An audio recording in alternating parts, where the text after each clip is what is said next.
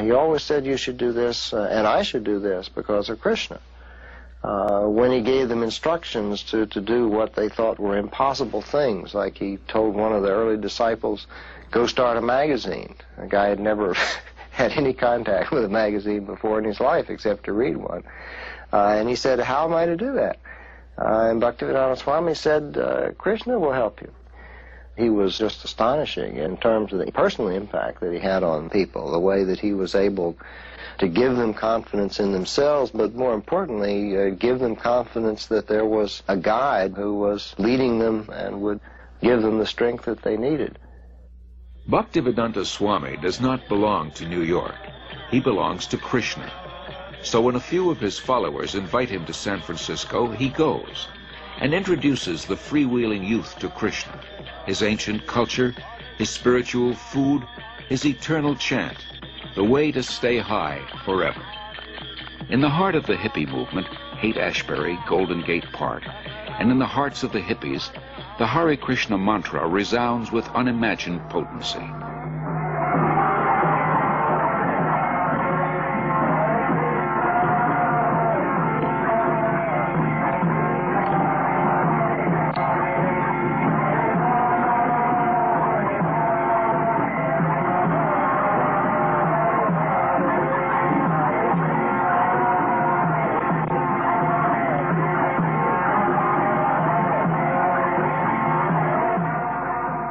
As in New York, Bhaktivedanta Swami gathers sincere followers. The Hare Krishna movement begins to grow. Bhaktivedanta Swami becomes respectfully known as Prabhupada, meaning one at whose feet the masters sit.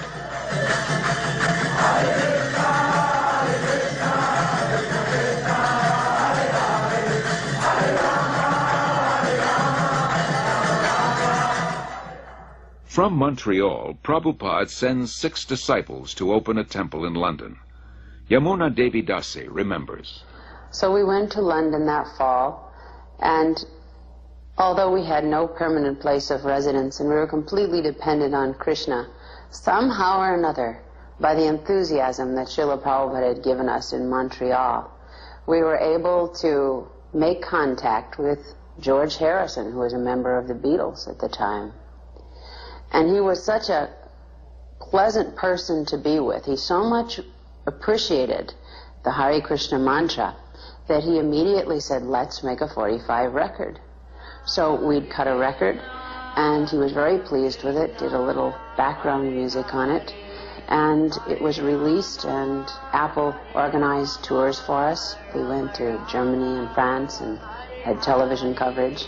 And in this way, the London Times wanted to do, the Sunday Times wanted to do a feature on us, and we were able to send the report back to Srila Prabhupada with the headlines, Krishna Consciousness Startles London. As people come to him, convinced of the Krishna conscious philosophy, Srila Prabhupada accepts them for initiation, not on the basis of birth, as in the rigid Hindu caste system, but on the basis of qualification and sincerity. In the whole history of Indian spiritual life, no one has ever attempted something as bold and seemingly impossible, to transform Westerners into full-fledged devotees of Lord Krishna. But by his intense spiritual energy and compassion, Srila Prabhupada is successful beyond his own expectations. How old is the movement?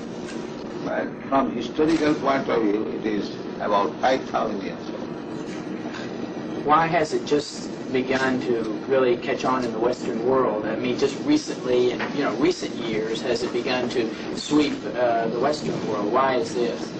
The Western world, the younger generation were being frustrated, the hippie movement.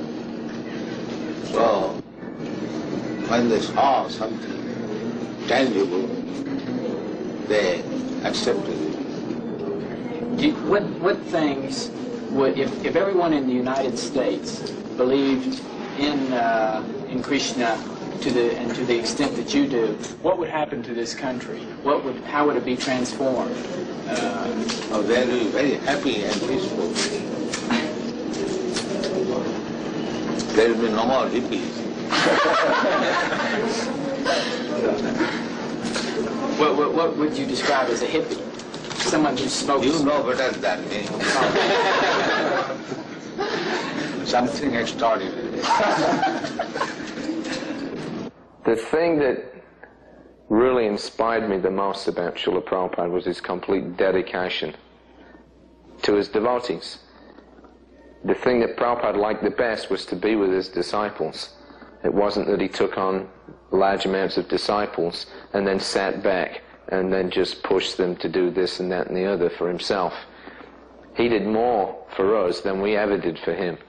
And traveling with him personally, I got to see what a tremendous sacrifice he made for us. That even when he was ill, he would still preach. He would still be concerned. He would still be asking after how things were going in the society that he created, how were individual disciples doing. He always had time also to look to our personal needs. He was very concerned. Prabhupada wasn't aloof. All he really wanted was us to reciprocate the love that he gave to us. And if we reciprocated, he would give us more. So my personal experience with Srila Prabhupada was that I found in him a person that I could actually genuinely, fully give myself to. In Srila Prabhupada's eyes, Krishna consciousness is not an armchair philosophy or a part-time religion. It is a way of life, a transcendental culture that can end man's political, economic, and social problems. To realize his vision, Srila Prabhupada circles the globe 14 times in 12 years, inspiring his followers and discussing Krishna consciousness with all interested persons. His door is open to everyone. Actually, nothing is private property. Everything belongs to God. Rather, we have stolen God's property and claiming my property. That is Australia. The Englishman came here, but is that the property of the Englishman? It was there. America, it was there. And when everything will be finished, it will be there. In the middle we come and claim, it is my property and fight. To revive the Krishna conscious tradition in its full richness, Prabhupada envisions God-centered, self-sufficient farm communities based on the principle of plain living and high thinking. The first such community begins on 133 acres in the hills of West Virginia. Prabhupada calls it New Vrindavan, after Krishna's place of pastimes in India. In 1972, Srila Prabhupada begins a Krishna-conscious primary school system in Dallas, Texas. Srila Prabhupada very practically introduced a primary school system to teach children self-realization along with regular studies. This means that the Gurukul system is unique in that the educators are themselves free of vices. We could hardly find an institution where the faculty members are free of loose sexual relationships, intoxication, smoking, although they may have good credentials academically. That would be rare to find. But in Krishna consciousness, the teacher must also be on the platform of pure devotional service, because the children are very impressionable and they'll learn whatever their educators are actually doing, not just what they're saying. So these were some of the principles that Srila Prabhupada introduced in Gurukula. Srila Prabhupada gradually trains his disciples in the time-honored tradition of deity worship to help them advance spiritually. He explains, "I have introduced this system of deity worship among the non-believers, the atheists.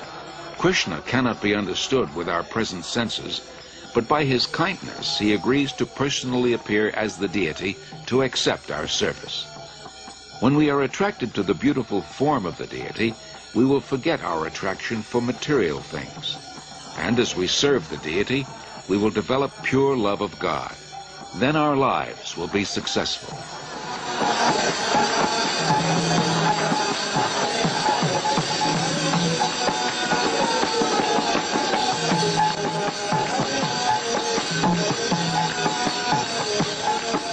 In Melbourne, Australia, Srila Prabhupada worships Lord Chaitanya, a divine incarnation of Krishna. By Chaitanya Mahaprabhu's mercy, we have installed the deity here in your country. You are very fortunate that Chaitanya Mahaprabhu has come to your country to teach you how you become free of all anxieties. This is Chaitanya Mahaprabhu's mission. Everyone is full of anxiety, but everyone can be free from all the anxieties if he follows the path chalked out by Sri Chaitanya Mahaprabhu. As people are fallen in this age,